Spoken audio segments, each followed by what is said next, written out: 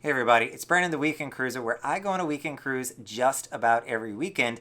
And I wanted to make a series of videos, so you'll see many of these, or several of these, talking about the cost of going on a weekend cruise. Now, this is also going to be applicable to anybody who's looking at doing longer cruises. It's not just applicable to the weekend cruises, but a lot of numbers that I'm going to throw out are going to be more weekend cruise specific, but you could simply modify those for a 7-night or longer sailing, should that fit what you're looking to do, so you make sure that you are budgeting correctly for going on your cruise. Now, a lot of people go on cruises because they are a really good value. If you think about for like a weekend, if you went out on Friday and Saturday night, how much money would it take to allow you to have a good time? Now, if we take that number and then look at a weekend cruise, all of a sudden, it doesn't seem that expensive. If anything, it might actually be cheaper to come on a weekend cruise depending on how you do it. So to think through all of those costs, let's talk about how much money it's actually going to take you to be able to go on a weekend cruise or a longer sailing. Now, the first cost that you're going to have is you're going to have to actually book the cruise itself. So you were in luck. I went through and pulled some of the cruises that are out there for the weekend cruise, specifically the Freedom of the Seas.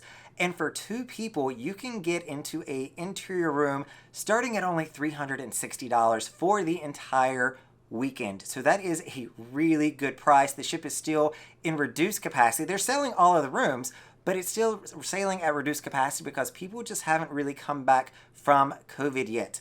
As you all know, the sailing that started this past Friday is the first sailing. That was into February, by the way. It was the first sailing where masks are now optional with Royal Caribbean. So hopefully those numbers will be going up. So if you want to lock in a lower price, now is probably a really good time to do that, especially for the coming months that are out there. If you're looking for a specific cruise, I always recommend you use a travel agent. I am not one myself, but I do love to look and see what's going on in the cruise industry. But please make sure you're consulting with a travel agent or using a travel agent to help you book. The next thing from the money to get onto this ship, so booking the sailing, you're going to have the fare to book, which I said the cheapest you can do now is about $360.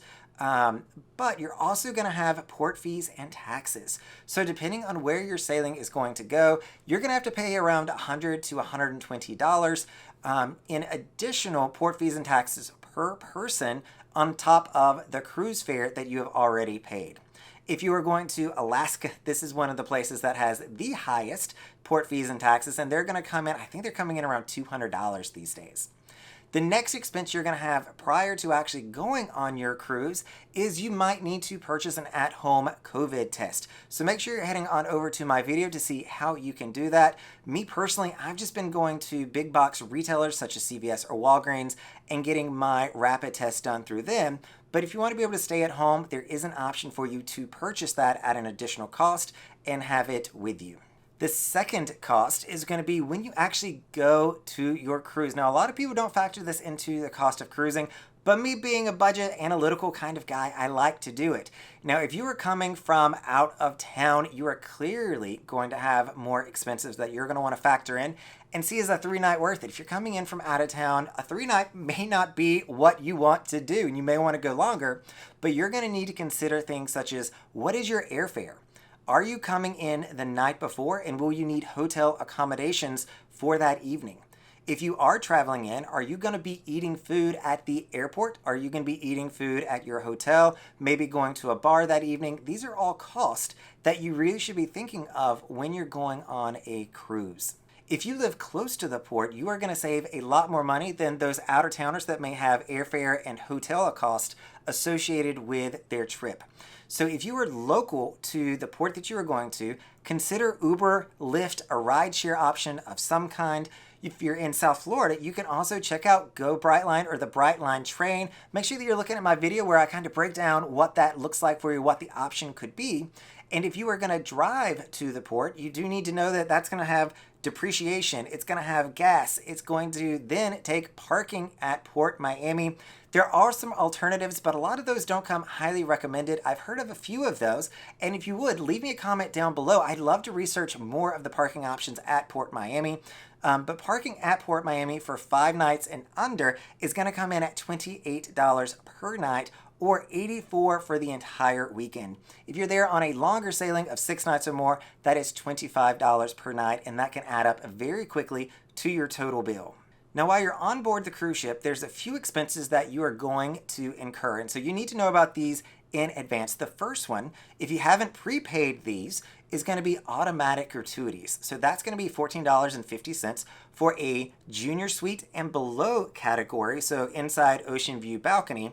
If you are in a grand suite or higher, grand owner, royal, crown loft, all of those guys, you're going to be paying $17.50 per day. So again, this can add up. For a 3-night sailing, you're looking at about $43.50 per person in the traditional room, and you're looking at about $52.50 per person for a suite category room. Now, I'm also going to be making a special video on where do automatic gratuities go and how do I personally tip. So I'm going to pull the curtains back and share with you what I do for tipping. So make sure that you are subscribing to this channel so that you can stay tuned for all the extra videos that are going to come in this series.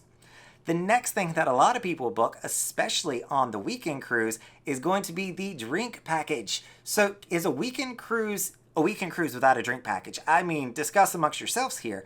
You're going to have the classic beverage package, you're going to have the refreshment package, and most people's favorite on a weekend sailing, you're going to have the deluxe package, which is all of your alcohol up to $13 per drink included.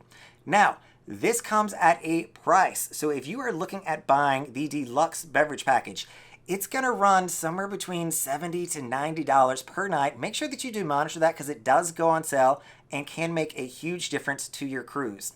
That number that you're seeing in your cruise planner will then have 18% automatic gratuity added to it when you go into checkout. So if it is $70 for a 3-night sailing, that's going to come out to about $248 total dollars for the entire cruise. The cruise itself is only about $360, so it's going to cost a lot of money. So make sure that you're going to be able to truly drink that $13 per day, or you just don't want to nickel and dime yourself if that's an expense that you're going to be taking on. If you are doing excursions, so there's something special that you want to do, maybe you want to do the water park at Coco Cay, zip lining, maybe you're doing a tour in Nassau or renting an ATV, all of these are also going to come at an expense. So make sure that you're budgeting for that. That starts around $60 and can go up from there. I've seen some as much as $300 per person if you want to do like a helicopter excursion somewhere. Those are totally doable in certain ports. You're also probably going to be looking at purchasing internet. I always encourage people, if you are getting internet, make sure that you are getting the Voom plus Surf and Stream, because if you get just the introductory package, it will not function for you and will not work. Make sure you're purchasing the full internet package, and that's going to come out to be about $23 per day or $69 for a total weekend sailing. That is for one device. Now you can share that login with multiple people on the sailing, but it's only for one device. If a lot of people want to use the internet at the same time, that number is exponentially going to go up with every internet device that you purchase. You also may want to try specialty dining. I personally love the main dining room on Freedom of the Seas. They do a fantastic job with their food, but if you're looking to do something nice, maybe it's an anniversary or a birthday and you want to go somewhere special, especially restaurants, Chops, Giovanni's, Azumi are all great options. And you're going to be able to spend probably about $35 to $60 per person plus 18% gratuity to be able to eat in these. Now they do have dining packages available, so you can get it a little bit cheaper if you purchase those before your trip, but if you're doing it on the sailing, it's still going to be an extra charge, so make sure that you're paying attention to that. Other potential expenses that you may just simply incur, and these are totally optional and on you, pictures. The picture team with Photo Gallery of Focus team really takes great pictures. So if you're purchasing pictures, those packages are going to start at $50. You've got the Vitality Spa. So if you like treating yourself, you like being pampered, going to the salon, having a massage maybe, know that those prices can be $100 to $300 and up, depending on the service you're going to be getting from the spa. The casino, one that I know a lot of you love. Now this you can spend no money or you can spend everything that you have. So just know that that is a potential expense when you go on the cruise ship if you have an affinity for gambling. That could cost you some extra money, or hey, you might actually be able to make some money. Who knows there? Bingo is another favorite pastime on any cruise voyage. To be able to play bingo on the ship, you're looking at $40 to $70 for your entry. Depends on if you're getting the tablet and how many cards you're playing. There's a lot of things that go into that. If you're buying the Stomper or Stamper to go with it, lots of things you need to know about there. They're also going to have shops on board. So you can go to a Royal Caribbean branded store where you're buying magnets, maybe it's a ship model or a shot glass, whatever it is you may collect from your travels, t-shirts, they're going to have those for you to purchase. They're also going to have the port merchants, so make sure you're checking out my review of Freedom of the Seas Port Merchant Shop. They're also going to have fine jewelry and watches. So with the Regalia store, if you actually are looking for something really special, they're going to be able to help you out. And I know that they've expanded their Effie collection, especially since cruising has returned post-COVID. Now, ensure you subscribe to the channel so that you're getting all the latest and greatest updates on what this series has. So those are all the costs that you can have when you come on a cruise. If I've forgotten any, please make sure that you are listing them down below. I tried to give you a comprehensive list, and now we're going to pull back the curtains and look at even more of these costs and see how they impact you and your cruise vacation. All right, everybody, this is Brandon, the Weekend Cruiser, hoping you are budgeting appropriately for your next weekend cruise.